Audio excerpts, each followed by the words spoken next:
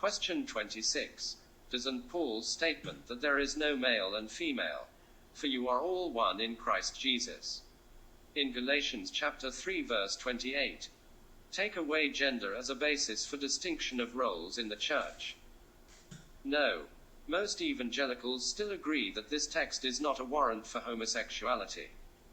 In other words, most of us do not force Paul's neither male nor female beyond what we know from other passages he would approve.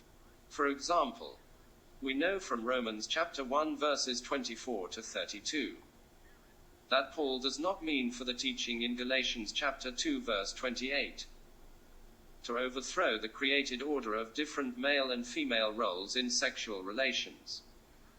The context of Galatians chapter 3 verse 28 makes abundantly clear the sense in which men and women are equal in Christ.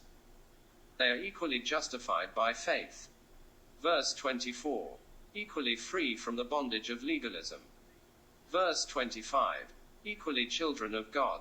Verse 26. Equally clothed with Christ. Verse 27. Equally possessed by Christ. Verse 29. And equally heirs of the promises to Abraham. Verse 29. This last blessing is especially significant, namely, women's equality of being fellow heirs with men of God's promises. In 1 Peter chapter 3 verses 1 to 7, the blessing of being joint heirs of the grace of life, verse 7, is connected with the exhortation for women to submit to their husbands.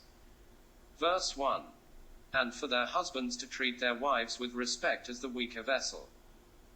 Verse 7, in other words, Peter saw no conflict between the neither male nor female principle regarding our inheritance and the headship submission principle regarding our roles.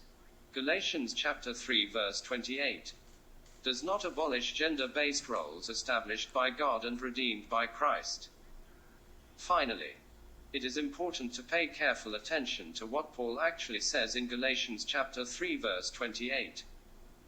He does not say, you are all the same in Christ Jesus, but, you are all one in Christ Jesus. He is stressing their unity in Christ, not their sameness.